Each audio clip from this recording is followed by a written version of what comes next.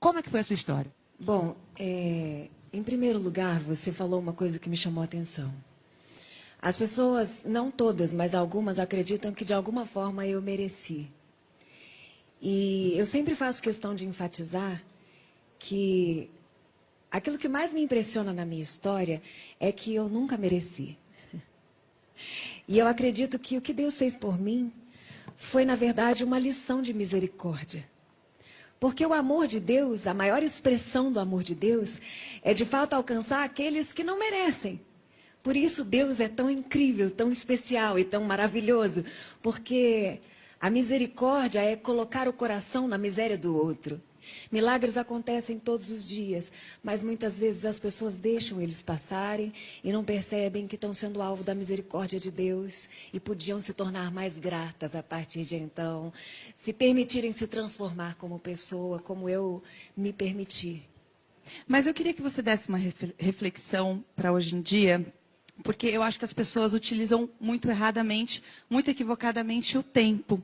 E você passou meses lutando justamente para fazer uma conexão com o corpo. E hoje em dia, né, a sociedade está desconectada. Eu queria que você desse essa reflexão para a gente. Eu tive uma septicemia com falência múltipla de órgãos no 8º mês de gestação, por causa de uma ruptura no intestino. Meu intestino necrosou.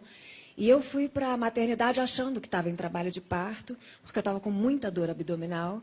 E chegando lá, os médicos disseram, você não tem dilatação, não tem...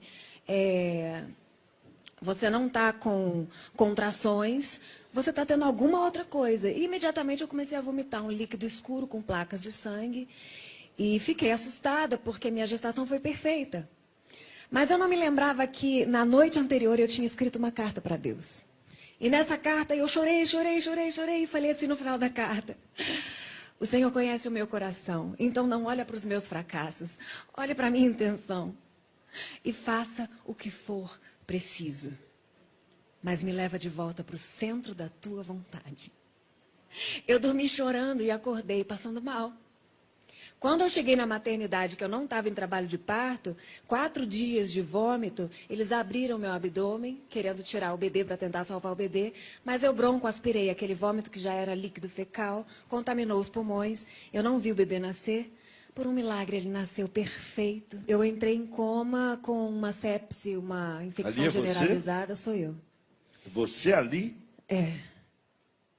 E... Vamos mostrar? eu cheguei a 150 quilos de anasarca, um edema generalizado, com falência múltipla de órgãos. Nesse momento, a igreja que eu fazia parte começou um relógio de oração de 24 horas. Isso se espalhou pela internet, pessoas de diversas religiões se compadeceram de mim e começaram a se inscrever naquele relógio de oração. Pessoas que nunca me viram na vida, e aí isso me deu uma lição enorme de compaixão. Mas naquela época... uma pessoa com falência múltipla de órgãos dura 2 dias no máximo. Mas por causa daquela corrente de oração, algo sobrenatural começou a acontecer. E eu fiquei 4 meses e meio com falência cardiovascular, falência respiratória aguda, falência hepática aguda, anúria, ou seja, sem urinar, 0 de urina. O Conselho Mundial de Nefrologia diz que rins falidos há 2 meses nunca mais funcionam. Eu fiquei 4 meses e meio sem urinar. Falência digestiva. E aí a bilirrubina me deixou com essa pele escura, amarelada. Por causa da desnutrição severa e por causa do coma com esse quadro de sepse, o paciente começa a encurtar as extremidades para tentar preservar o máximo de energia nos órgãos vitais. E por isso eu perdi movimento dos braços, das mãos e das pernas. Qual que era o seu único órgão vital? Porque acho que só tudo, o cérebro, só o cérebro funcionando, porque os órgãos todos funcionavam pelas máquinas. Pelos aparelhos. E você lembra de alguma coisa ou não? Eu lembro de muita coisa. Jura? E as pessoas ficam impactadas porque o nível de medicamento que você dá para um paciente terminal é para exatamente ele não sofrer. Tudo que ele tá é muito evasivo. Eram dezenas de cirurgias, traqueostomia. Eu era uma cantora, perdi a minha voz, tive encurtamento de laringe, atrofia de prega vocal, fiquei completamente muda. E tiveram que abrir meu abdômen tantas vezes que não fechava mais. E durante o coma eu tinha sonhos consecutivos, muitos sonhos. E nesses sonhos eles interagiam o que o meu inconsciente estava absorvendo do que estava acontecendo ao meu redor com aquilo que eu acredito que estava acontecendo no mundo espiritual. Eu hoje acredito que existia uma guerra pela minha vida. Foi nesse momento que você acredita que você teve uma conversa com Deus? Eu acredito que nesse momento muitas pessoas estavam falando com Deus sobre mim. Por favor, deixa ela aqui, por favor, deixa ela aqui. Meus amigos dizem que eles insistiram tanto que Deus falou, não aguento mais vocês pedindo. Mas você achou que ia perder a voz, não ia cantar mais. Eu perdi a voz. Você perdeu. Eu fiquei 2 anos praticamente sem falar. Sem falar. Bianca, em algum momento você parou para pensar ou culpar ou questionar que Deus é esse? Por que é tão violento Nunca. comigo? Nunca. E se eu precisasse Nunca. passar, eu passava tudo de novo. Ô, Bianca, Todas as áreas da minha vida foram ajustadas por essa tragédia. É impressionante. Eu É acredito. claro que foi insuportável. Sim. Você depois acordar de um coma, inclusive completando o que a Tami falou. Eu tive 2 paradas cardiorrespiratórias de 18 minutos. E aí foi quando eu tive lesão cerebral. Então, o último órgão lesado foi o meu cérebro, e por isso a ciência hoje considera um caso que não tem explicação, e é o único caso na medicina no mundo. Não tem literatura médica, e os médicos não tinham como buscar estudos para me tratar, porque não tinha referência de alguém que não ia a óbito. Falia tudo e continuava, e abria pulmão, contraía KPC, que é uma superbactéria multiresistente. Abria abdômen, contraía bactéria hospitalar. Abria traqueia, contraía mais bactéria. E não ia a óbito, e ninguém entendia por quê.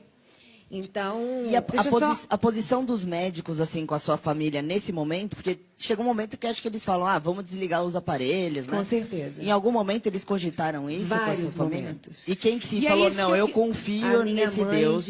A minha mãe falou, não desliga. Mas que mãe vai falar disso? Ah, Não, nenhuma. nunca. Bianca, é exatamente sobre esse tema que eu quero falar com você e eu vou pedir fogo pro diretor, porque é o seguinte, muito se fala, no Brasil não acontece, mas enfim, em vários países acontece. Eu quero saber o que você acha sobre a eutanásia, porque, como a Tami falou, de repente, poderiam pedir para desligar, enfim, e você tá aí, Eu sou viva! completamente contra. Então eu queria que você E o meu falasse sobre caso, isso. hoje, nos hospitais por onde eu passei, ele é mencionado, pelo que os médicos me dizem, semanalmente. Chegou um paciente gravíssimo, onde ninguém está acreditando que aquilo vai dar certo, as pessoas falam, lembra da Bianca? Virou uma referência. Eu virei uma referência, porque era uma paciente que não tinha, já tinha escrito no meu prontuário médico SPP, significa se parar, parou. Ô Bianca, você falou dessa consciência que você tem da raridade, da sua enfermidade. Você acha que isso é a sua missão na Terra? Eu tenho certeza. Até porque se não fosse, eu não suportaria conviver com o que eu passei, concorda? Se eu não compreendesse que a mão de Deus, maravilhosa, que muitas vezes para nos corrigir precisa nos podar, mas com tanto amor, enxergando aquilo lá na frente que a gente ainda não vê, eu iria olhar para mim e pensar, meu Deus, que Deus é esse? Que fez Você, isso antes de comigo? entrar no hospital, você escreveu a carta. Escrevi. Nesse momento, quando você veio à consciência, você tinha algum pedido a ele? Tinha. Qual era o seu pedido? Quando eu abri os olhos, eu não sabia quem eu era, eu não sabia onde eu estava, eu só lembrava dos sonhos. Eram muitos sonhos e eram tão reais que quando eu abri os olhos eu não sabia mais o que era realidade e o que não era. E as pessoas começaram a me contar que eu tinha tido um bebê, mas eu não falava, não me mexia, só mexia as pálpebras. E eles pediam que se fosse sim, eu piscasse 2 vezes, se fosse não, piscasse 1 vez. Eu não tinha coordenação ainda para fazer isso, então eu chorava, e aquela paralisia facial não me deixava nem tentar falar alguma coisa, e eles também não sabiam se eu estava entendendo, porque eu já tinha tido 2 paradas de 18 minutos. Então eles ficavam tentando me contar, me mostrar foto do bebê, me mostrar foto da família, tentar me fazer querer Você voltar. foi ver o nenê depois de quanto tempo? 7 meses. de 7 meses. Mas você não falava ainda. Não. Não. E você consegue traduzir em palavras esse sentimento? Ver seu filho só depois de 7 meses Mas eu acho que você e não tudo falou- que você viveu naquele momento? Acho que ela não falou o pedido, falou? Não. O pedido que você Ainda não. fazia. Quando Tanta eu coisa que a gente quer saber. foram acontecendo, tem muitos detalhes incríveis essa história. Porque sua história parece um roteiro de filme. É um roteiro e foi escrito pelas mãos de Deus, você não tenha dúvida. Eu não posso esquecer, porque a gente esquece das coisas muito rápido. Se eu tivesse ressuscitado, me recuperado, me reabilitado, recuperado a minha aparência e falado assim, poxa, agora eu vou curtir a vida, eu nasci de novo. Ia passar um ano e eu não ia me lembrar mais como Deus é maravilhoso. Qual é o valor de um xixi depois de 4 meses sem urinar? Qual é o valor do ar que eu respiro? Porque só quem ficou num respirador mecânico sabe o que é passar por um desmame, que tira aquele respirador e você fica... E eles ficam, olha, a gente tem que ver se você reage, você... Sabe, é uma memória, é uma riqueza de memória que eu não posso perder. Porque eu descobri que a beleza ultrapassa o poder da imagem. Que o valor que nós temos ultrapassa aquilo que nós conquistamos. Porque, diante de uma superbactéria, mais de 3 milhões de reais gastos em antibiótico e não tinha nada que me tirasse daquele CTI. E algumas enfermeiras cantavam canções, cantavam louvores, e eu comecei a me lembrar da minha fé. E então, eu aos poucos fui percebendo que existia uma sinergia entre as pessoas que estavam me cuidando, e eu pensei, no meio desse caos, tem um Deus que está cuidando de mim. Quando eu comecei a perceber esse movimento ao meu redor, e o médico escolhido pelo plano médico foi fazer o curativo no meu abdômen, que era um buraco enorme com os órgãos expostos. E num desses momentos de curativo, o médico chegou bem perto do meu ouvido e falou assim, eu sou o seu cirurgião, eu quero que você fique tranquila, eu conheço a sua história, conheço a sua família, e eu quero que você saiba que eu sou pastor. E a minha igreja está orando por você. Existe uma guerra pela sua vida. E eu quero saber se você está orando. Naquele momento, eu percebi que eu realmente não estava sozinha naquela história toda. E quando ele perguntou, você está orando? A minha construção de raciocínio era lenta por causa da quantidade de sedativos. Eu fiquei pensando, eu preciso orar. Mas é óbvio que eu não sabia que eu tinha falência múltipla de órgãos, que eu tinha um monte de lesões definitivas, que nunca mais meus rins Você iam nem funcionar. imaginava? Eu não imaginava nada, porque não podiam falar perto de mim. Então eu comecei, em pensamento, a falar uma frase só, que era assim, Espírito Santo, fica comigo. Eu só consegui dizer isso no meu pensamento. Espírito Santo, fica comigo. O meu respirador desencaixava o tempo todo e eu pensava, será que alguém vai ver que eu estou sem ar? E eu pensava, Espírito Santo, fica comigo. De repente passava um fisioterapeuta, via que eu estava lá, e ele enviava o respirador em mim. E eu creio que a mão de Deus estava conduzindo isso, porque eu precisava estar aqui hoje. E foi a mão de Deus que fez você rever o seu filho, né? Foi a Conhecer mão o seu de Deus filho, porque que você fez pensou. eu rever E eu meu quero filho. esse sentimento que você conte pra gente, como foi ver essa criança. Quando Você em algum eu- momento imaginou não ver o Vitório? Eu não tinha ainda noção de maternidade. Peraí, você se lembrava que Eu não tinha me tido lembrava que estava Vitória? grávida. É, exato. Eu perdi o meu instinto maternal. Eu não sentia nada. Me mostravam as fotos do bebê e eu não... Eu estava voltando de uma guerra.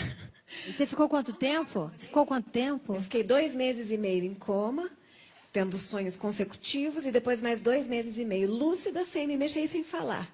E aí, quando você retoma a consciência da sua maternidade, eu volto a repetir, desculpa, Bianca, te cortar. porque demorou É porque muito tem minha tanta coisa que a maternidade, gente quer saber de você, e por isso que a gente vai A minha cortando para maternidade perguntar. demorou Quando você muito. viu ele? Você sabe quando a minha maternidade aconteceu?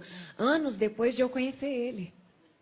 Sim. Eu tive que construir esse sentimento. Mas qual foi o teu primeiro sentimento quando você viu a carinha do seu filho ali? Quando 7 eu meses. vi a carinha dele, eu perguntei para Deus, o que eu tenho que sentir agora?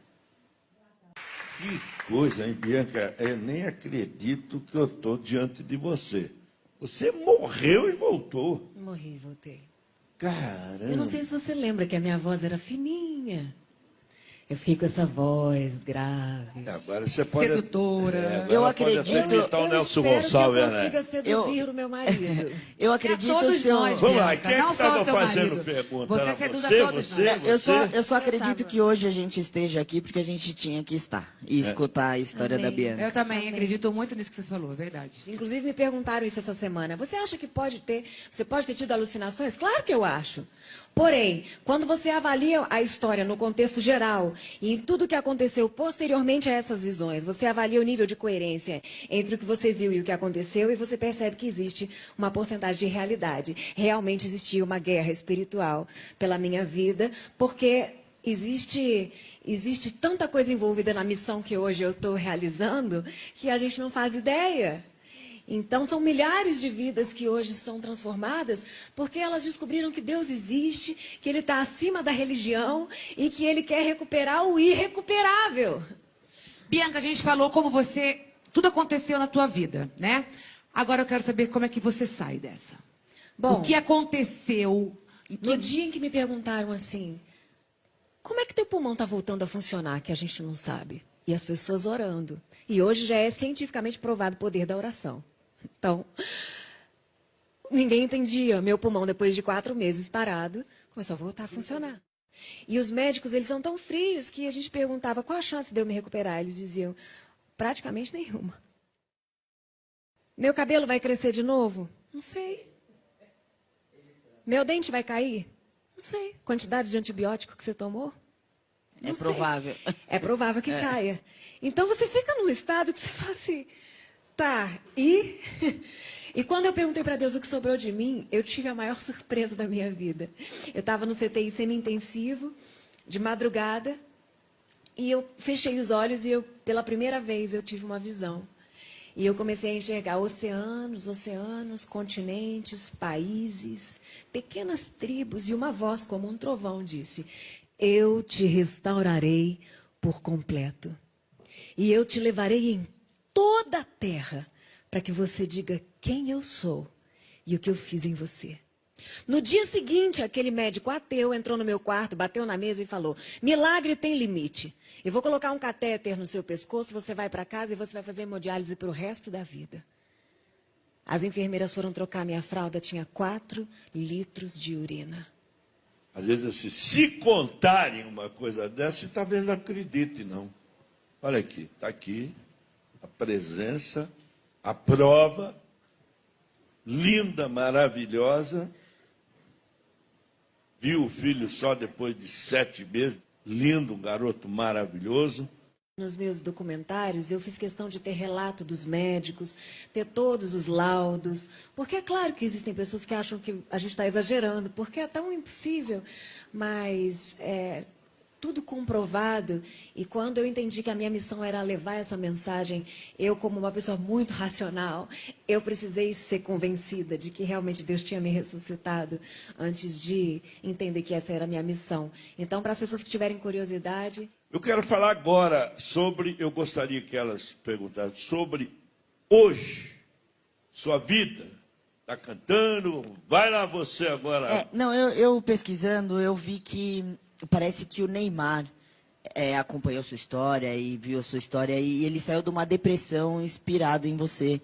E você leva essa sua história para muitos lugares, como você acabou de falar, que Deus falou, vou te levar em todos os continentes. Como que é esse resgate dessas pessoas hoje em dia? É maravilhoso, para sabe você? por quê? Hoje eu digo para as pessoas que se a fé que te faz crer em Deus não é suficiente para fazer com que você creia que Ele te ama, ela não serve para nada. De que basta acreditar que Deus existe e não crer que Ele me ama. Porque diante dos maiores desafios e dilemas da minha vida, a minha dúvida não é se Deus existe. A minha dúvida é se Ele sabe que eu existo. E depois de tudo isso, a pergunta que Ele me fez foi, agora eu consegui te convencer que eu te amo? Caraca, precisava de menos. Nem Ô, precisava Bianca. de tudo isso. Fala, Sheila. Ô, Bianca, eu fico até sem graça de tocar nesse assunto, que parece tão pequeno diante de tudo que você tem falado. Mas olhando para você e olhando até o vídeo de antes da sua enfermidade, você está muito mais linda. Você está aqui vaidosa, dá para ver sua trança, a preocupação. Eu queria saber Aonde você equalizou essas coisas para achar as medidas? Porque você está super bem arrumada, porque a gente tem alguns padres que fazem votos de pobreza, e tem várias religiões, né, que abdicam da Eu vaidade. acredito no equilíbrio e defendo ele. Eu acho que falta saúde na fé das pessoas. Eu acho que falta coerência na fé das pessoas. Hoje eu sou pastora porque eu cuido de uma congregação, eu tenho uma igreja onde eu cuido dela, cuido daquelas pessoas. E também sou missionária porque também viajo o mundo todo. Hoje eu me dedico, e desde que eu comecei a recuperar os movimentos, e nenhuma fono quis me tratar, eu me recuperei de tanto falar e de tanto contar, e achei que nunca mais eu ia cantar. Depois de 3 anos, começou a sair uma notinha ou outra dessa voz contralto que eu tenho agora, e Deus foi me dando canções de gratidão a Ele, e eu comecei a escrever. E, para minha surpresa, a minha história, os meus livros, os meus 4 livros são best-seller, e são histórias que falam do meu coração, e as pessoas se identificam, porque elas querem encontrar com um Deus que não é religioso, mas que quer transformar a tua vida de uma maneira completa, em todas as áreas, como Ele fez comigo. E hoje, eu acho que eu saí da superficialidade. Eu uso o meu tempo de uma maneira muito intensa, porque eu não sei se hoje é meu último dia. Naquela noite que eu escrevi aquela carta, eu não sabia que eu ia morrer 3 meses depois, que eu ia no dia seguinte morrer. Então a nossa vida é tão frágil que hoje eu abro mão de muitas futilidades para estudar a palavra de Deus, para descobrir quem Deus realmente é, porque eu entendi que Ele queria relacionar pessoalmente comigo. Cissa! Pegando esse gancho, eu queria que você traçasse um paralelo. Quem era a Bianca antes do ocorrido e quem é a Bianca de hoje? É muito difícil descrever em uma só palavra, até porque eu sou mulher. E mulheres têm dificuldade em sintetizar as coisas. Mas eu era carente e hoje eu não sou mais. Isso eu acho que é um milagre tão grande quanto ressuscitar os meus órgãos. Tâmbio! Bianca, minha última pergunta é meio, sei lá, Quer todo mundo... fogo? Não, É o quê? é uma coisa Bagunça? acho que todo mundo gostaria de saber, assim, que, sei lá. Enfim, eu não sei por que Deus tem entrado na minha vida, assim, de uma forma muito grande. Mas eu só peço a Deus que Ele me dê discernimento, assim como Ele deu a você, que você leva a palavra dEle, para que eu leve para o meu público também e para as pessoas que passam o que eu passo, ou o que eu já passei, ou que às vezes muito pior do que eu passei. Posso te falar uma coisa? Conta comigo. Obrigada. Bianca,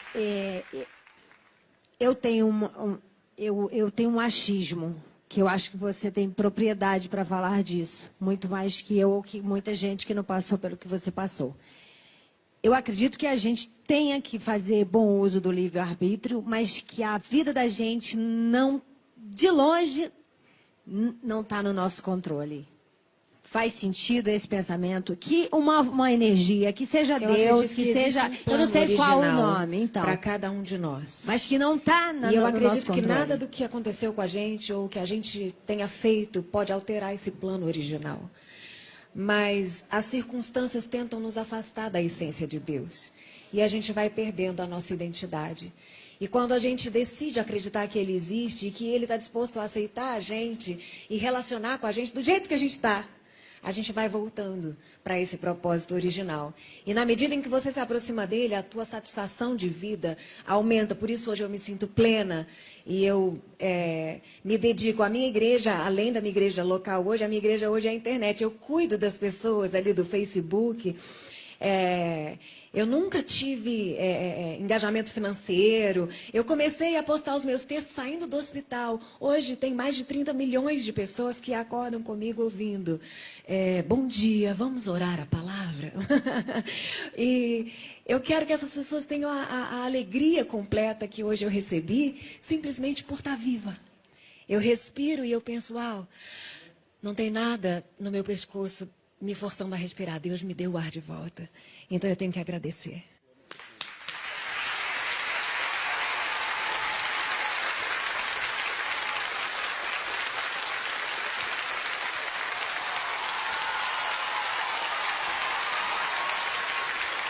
Bianca, Brincadeira. Você está casada, ela está teu esposo, não é? É. Está feliz? Muito feliz.